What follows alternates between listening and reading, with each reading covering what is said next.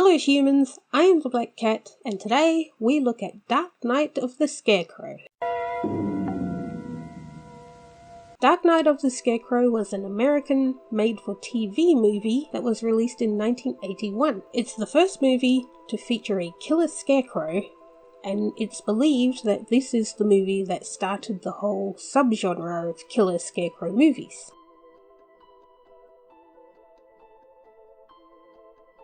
The story is set in a small country town. Local man Bubba is intellectually challenged and basically has the mind of a child. Because of this, he prefers to play with the children of the town. However, some of the locals don't like that this grown man is spending all his time with children, specifically the girls. They believe that he will hurt the children. Local postman Otis leads the charge of spreading these ideas. He seems almost obsessive in his hatred for Bubba. So one day, Bubba is playing with local girl Mary Lee. She decides to enter the backyard of someone who happens to own a dog. The dog, of course, defends his yard and attacks Mary Lee. Bubba takes her lifeless body back to her home, and the parents believe that Bubba killed her. So a manhunt ensues. This is the moment that Otis has been waiting for. He assembles his friends, and they decide to play vigilante and hunt Bubba down themselves. When they get to his home, they are greeted by his mother, who tells them basically to bugger off. But one of the men has brought their bloodhound dog along, and they find Bubba hiding in a scarecrow in a field. They kill him, only to be informed nanoseconds later that the girl actually isn't dead, that it was the dog that attacked her, and Bubba actually saved her from the dog. Hearing this, Otis places a pitchfork on Bubba's body and claims that he attacked them and they were just defending themselves. This apparently worked because they were let go and the possible charge of murder was dropped. Shortly after, a scarecrow appears in one of the men's fields. That night, he is killed under mysterious circumstances. This causes suspicion among the rest of the men. They believe that somebody knows that they murdered Bubba and they are trying to psych them out and get revenge. Otis believes that it's Bubba's mother, Mrs. Rita, and that she's responsible for planting the scarecrow. So he pays her a visit to try and convince her that it's over. You've killed one of us, now that's even. During this conversation, Mrs. Rita seems to imply that Otis takes too much interest in the young girls. At the mention of this, he quickly retreats. I've seen how you look at that little girl. You may think you got the rest of them fooled, but I know exactly what you are. Could it be that that's why he didn't want Bubba hanging around the little girl? Because it meant that they were never alone. As the story progresses, it seems that may be the case. Eventually, Mary Lee recovers and is sent home. She asks about Bubba, but her parents decide not to tell her that he's dead. So in the middle of the night, she goes to Mrs. Ritter's house to look for him.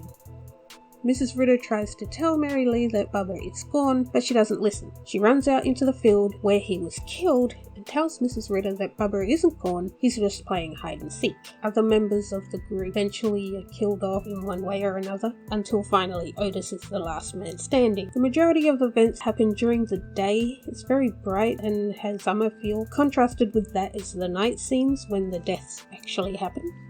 It's night, but it's never too dark to see anything. Considering it was a made-for-TV movie with a relatively small budget, there's not a lot of blood and gore, and I don't think it needed to be for it to have an impact. I think throwing in a lot of over-the-top effect would take away from the story.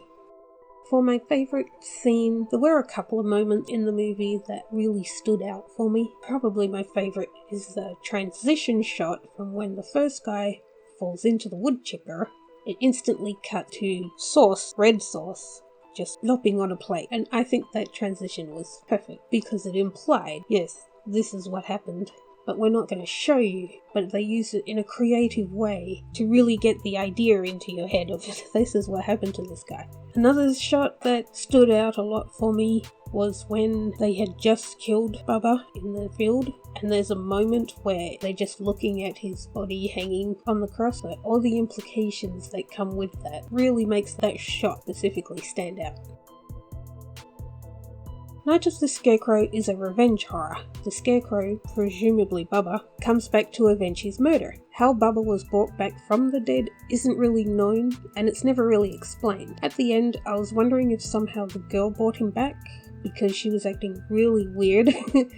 The first couple of deaths, it's not really clear if it's the Scarecrow or not. At the very least, the first one could be chalked up to just accidental, that maybe he scared himself into tripping. This uncertainty builds mistrust among the remaining men, causing them to become increasingly paranoid over time, especially Otis. Overall, I think this movie was pretty good. It's an interesting story with an interesting concept. On paper, it would seem relatively simple, but it works. I think the acting was solid, the dialogue made sense. For a movie about a killer scarecrow, it wasn't over the top with cheese. It was actually interesting just for the story. The movie moved along at a good pace.